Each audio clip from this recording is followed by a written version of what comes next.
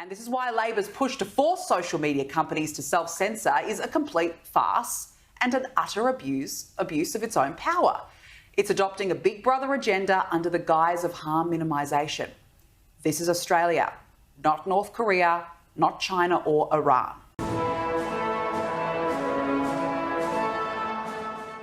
Meanwhile, China has hailed the Prime Minister as a model global leader. I think that Australians will shake their head when they think that this banana looks like a puppet. And it appears to the public, and look, I don't know if this is true, but it could be, it appears as though the Chinese Communist Party are pulling the strings like a puppet master, making our Prime Minister dance to their tune when our Prime Minister ought to be dancing to the Australian people's tune and doing what is right for Australia as opposed to what is right for Communist China and Xi Jinping. And he's just been called out and given this accolade by the world's largest dictator, showing him up essentially for being, what it looks like a puppet. That's my style. I hope you've noticed that. It is beyond my comprehension why anyone thinks he's a model global leader.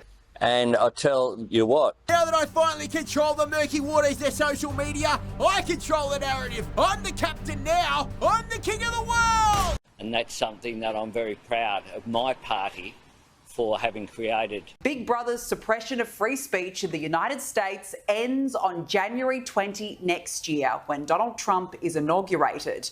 The president-elect is certainly not messing around, previously declaring war on censorship. The departments and agencies that have been weaponized will be completely overhauled so that faceless bureaucrats will never again be able to target and persecute conservatives, Christians, or the left's political enemies, which they're doing now at a level that nobody can believe. These arrangements, I'm very transparent. I declare everything. But I had my fingers crossed. The truth is that... Just like dominoes, one by one, they'll go down. It's certainly good to see adults in charge somewhere in the world. Because here in Australia... He's a child in a man's body, and he should be a Prime Minister for our country instead. Calling Albanese a man-child is an insult both to children and to men. And rightly so. Because here in Australia, it feels like we are going down a path of communism. Labor's misinformation bill passed the lower house this week and now must be blocked in the Senate if we want to save free speech in this country. Because you see, Labor wants to control it, appointing the ACMA to determine whether what you say on the internet is misinformation or disinformation. So Australia is sliding into some sort of woke authoritarianism. And make no mistake, we've actually seen this narrative play out before during COVID. My word is my bond. But the truth is, the government had two jobs this year, the rollout of the vaccine and national quarantine. We were lied to by the same bureaucrats who told us if we go outside for more than 30 minutes, we'd get COVID. That's just called science and maths. Or if we venture more than 5 Ks outside our homes, guess what? We could get COVID.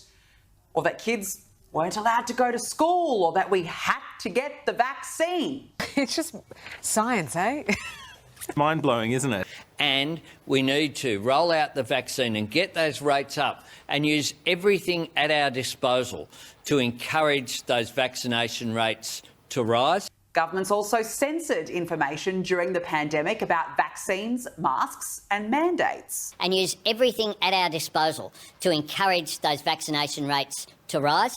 And if we look back at that experience, it can certainly be said the more power we give governments, the worse it will be for all of us. Well, we encourage people to be vaccinated with whatever vaccines are available, subject, of course, of talking to their doctor.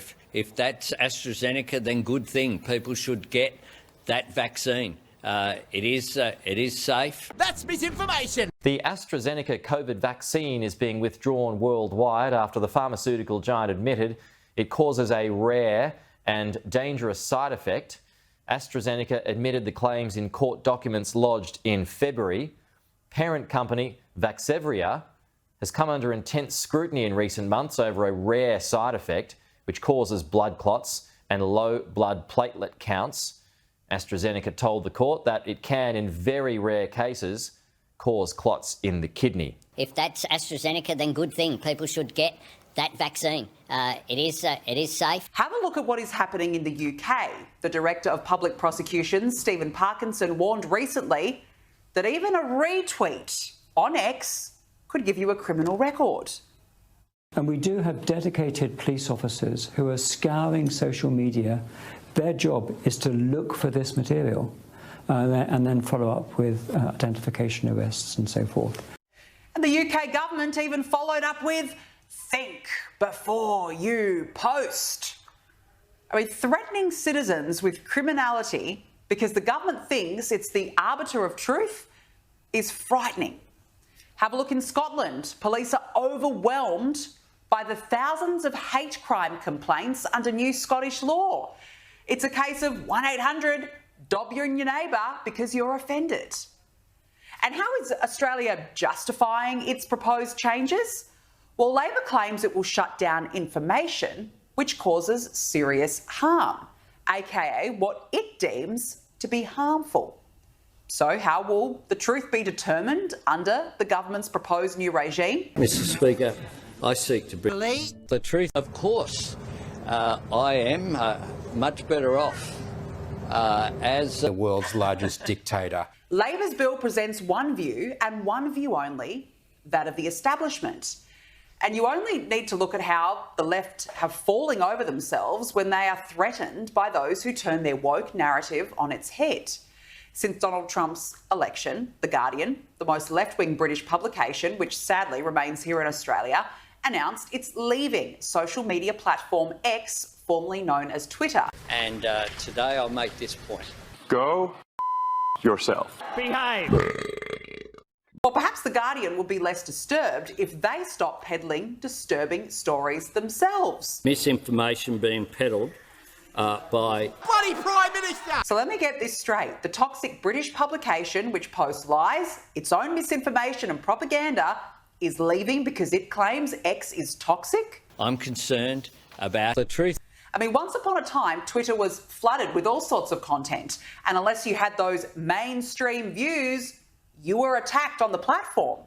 And that's all changed after Elon Musk took over when he turned this platform into one of freedom of speech, a platform Australia wants to censor.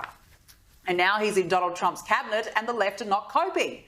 So what does this tell us? It appears as though the Chinese Communist Party are pulling the strings like a puppet master, making our Prime Minister dance to their tune. I reckon this is probably the worst dancing we've ever seen from an Australian politician. Have a look at this.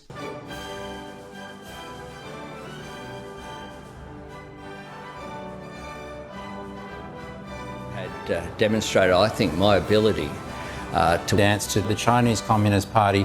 I have a track record on this. So what does this tell us? The left, just like the Australian government and other woke regimes around the world, are the true enemy of free speech. And just like The Guardian, they cannot cope when their narrative is challenged. The so-called tolerant left always crumble. And this is why Labor's push to force social media companies to self-censor is a complete farce and an utter abuse of its own power. It's adopting a Big Brother agenda under the guise of harm minimisation. This is Australia, not North Korea, not China or Iran. But does Labor know that?